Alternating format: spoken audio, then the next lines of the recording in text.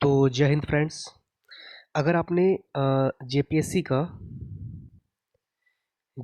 आपने अगर जब सिलेबस देखा होगा सेकंड पेपर, तो सेकंड पेपर में आपने देखा होगा कि 200 नंबर का क्वेश्चन आता है और जो एक एक प्रश्न जिसमें से आता है, ठीक है। तो पहला प्रश्न जो आता है, आई मीन झारखंड का इतिहास से, उसमें कुल 8 प्रश्न रहता है। इन 8 प्रश्न में से सबसे एक एक प्रश्न लिया जाता है, जैसे कि मुंडा प्रशासन व्यवस्था, जो कि आज का मेरा सेकंड लेक्चर है। इससे पहले एक वीडियो मैंने बनाया हुआ था मध्यकालीन इतिहास से या फिर प्राचीन झारखंड से हमने बनाया हुआ था, ठीक है। तो आज जो है बना रहे हैं हम लोग मुंडा प्रशासन व्यवस्था पर क्वेश्चंस, ठीक है। बहुत ही इंपॉर्टेंट होगा, आप लोग देख लीजिए, आपको देख के समझ में आ जाएगा। फिर अगर आपको अच्छा लगे तो आप लोग लाइक सब्सक्राइब और कमेंट्स कर दीजिएगा, ठीक है। So thank you. तो पहला क्वेश्चन हम लोग देखते हैं मुंडा प्रशासन व्यवस्था के बारे में। पहला है, यह असुर जनजाति को पराजित करके अधिपति में आए थे। तो यानी कि सबसे पहले असुर जनजाति था। असुर जनजाति के बाद मुंडा प्रशासन व्यवस्था आता है। उनके नेता का नाम सोतिया पाहन था। सोतिया पाहन, देखिए वर्ड में थोड़ा सा मिस्टेक हो सकता है, पाहन यानी कि पाहन ऐसे लिखाता है, पाहन, ठीक है। तो सोतिया पाहन थे। इन्होंने अपना केंद्र कहाँ बनाया था? सोतियाम्बेगढ़।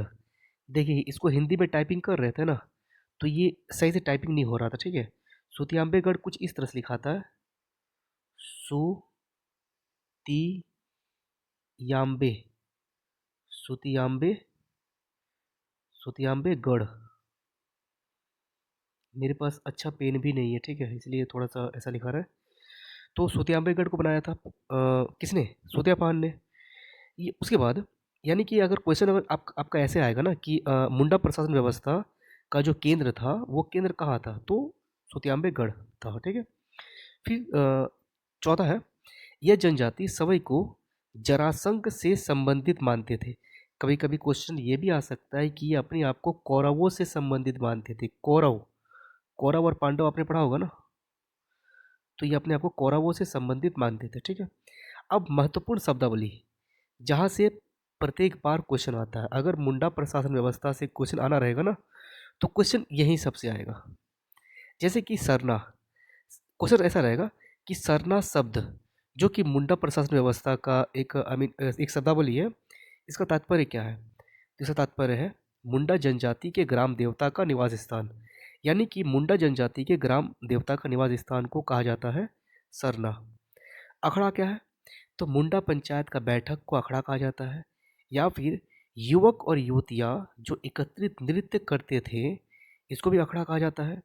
और यह एक सांस्कृतिक केंद्र था, ये भी अखड़ा है। शासन क्या है? शासन क्या है?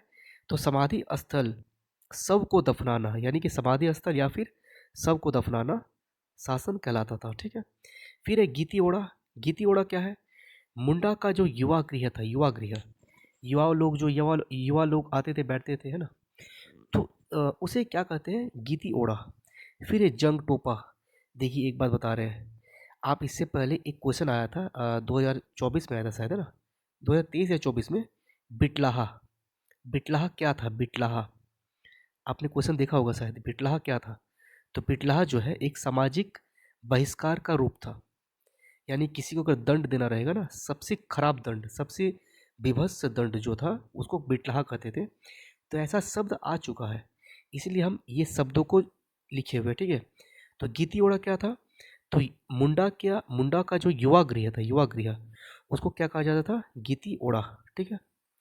एक सेकंड थोड़ा देख लेते हैं कि रिकॉर्डिंग हो रहा है कि नहीं। चलिए रिकॉर्डिंग हो रहा है। फिर है, परिवार को खूट कहा जाता है, खूट, खूट, ठीक है। विभिन्न गांव मिलकर क्या बनता है? पहड़ा। पहाड़ा नहीं, पहड़ा। यानी कि पहड़ा क्या है? तो विभिन्न गांव मिलकर, कुछ गांव मिलकर एक पहड़ा बनता था, ठीक है। अब देखिए, पहड़ा का पंचायत भी होगा भाई, गांव है तो पंचायत होगा। तो पहड़ा पंचायत के अधीन कुछ अधिकारियों के नाम दिया हुआ है। कौन कौन सा गांव नाम है भाई? दीवान है, ठाकुर, पांडे, करता और लाल।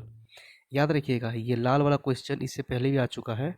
और जब इसके बाद जो वीडियो बनाएंगे ना, तीसरा नंबर का जब वीडियो बनेगा ना, उसमें आप देख लीजिएगा कुछ और अधिकारियों का नाम दिया रहेगा, ठीक है। तो पहड़ा पंचायत किससे जुड़ा हुआ है?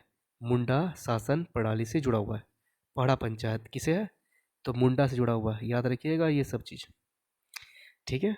अब पहाड़ा पंचायत का कुछ अधिकारी है, उसका नाम क्या क्या है? दीवान, ठाकुर, पांडे, कर्ता, लाल। और ये सभी अधिकारी वंशानुगत होते थे। लेकिन एक बात याद रखिएगा, अधिकारी तो वंशानुगत होते थे, लेकिन पहाड़ा का जो पंचायत होता था ना, ये वंशानुगत नहीं होता था। यानी कि पहाड़ा का जो राजा था, जैसे कि पहाड़ा पंचायत है तो पहाड़ा का राजा भी होगा, तो पहाड़ा राजा का पद वंशानुगत नहीं था, बल्कि यह क्या था? मनोनयन होता था। ठीक है। बात ऐसा है कि प्रथम गणतांत्रिक व्यवस्था का उदाहरण यही देखने को मिलता है। यानी कि गणतांत्रिक रिपब्लिक, पहला जो रिपब्लिक वर्ड का जो यूज हुआ था, आई मीन पहला जो उदाहरण देखने को मिलता है, एग्जाम्पल देखने को मिलता है, वो एग्जाम्पल देखने को मिलता है हम लोग को पहाड़ा पंचायत में। ठीक है। अब नेक्स्ट क्या है? वंश परंपरा को खूट कहा जाता है। खूट, देखिए परिवार को भी खूट कहा जाता था, और वंश का जो परंपरा होता था उसको भी क्या कहा जाता था? खूट कहा जाता था। हाथू मुंडा, हाथू मुंडा क्या है? तो ग्राम पंचायत का प्रधान को हाथू मुंडा कहते हैं। फिर है पाहन, पाहन वर्ड किसके लिए है? तो पाहन वर्ड है धार्मिक प्रधान के लिए, जिसे देखिए पहली बात तो क्वेश्चन ऐसा आ सकता है कि धार्मिक प्रधान किसको कहा जाता था, किस शब्द के लिए है? तो पाहन के लिए है। पाहन जो वर्ड है वो धार्मिक प्रधान के लिए है। अब धार्मिक प्रधान को लगान मुक्त भूमि दिया जाता था, जिसे डाली कटरा भूमि कहते थे। ये क्वेश्चन आ चुका है 2022 या 2023 में भी आ चुका है कि डाली कटरा भूमि किसको दिया जाता था? तो पहले सॉरी, डाली कटरा भूमि, कटारी भूमि क्या था? तो ये एक लगान मुक्त भूमि था। ये किसको दिया जाता था? तो पाहन को, यानी धार्मिक प्रधान को दिया जाता था। पुजार या पनभरा क्या है? तो पाहन का सहायक, ये पाहन है ना, पाहन का सहायक को क्या कहा जाता है? पुजार या पनभरा। फिर क्या? देवड़ा, देवड़ा क्या है? तो झाड़पों को टोटका करने वाले को देवड़ा कहा जाता है। सोसोबोगा क्या है? लोक कथा। अब सबका अपना अपना हर एक जो कल्चर है, हर एक कल्चर का अपना अपना लोक कथा होता है। तो सोसोबोगा एक लोक कथा है। पुरुषों का जो वस्त्र है उसको कहते हैं करैया बटोई या बटोई। पुरुषों के वस्त्र को कहते हैं करैया या बटोई। महिलाओं का वस्त्र है उसको कहते हैं परैया। छोटा छोटा जो गांव है उसको कहते हैं किल्ली। ठीक है, बस यही तक है। अब देखिए इसमें से आप लिख के रख लीजिए कि 2 नंबर आना है 100%।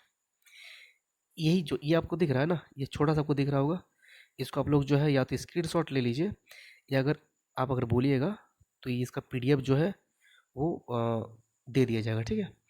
इसमें से मान के चलिए कि 2 नंबर आना है 110%, चाहे कहीं से भी आए।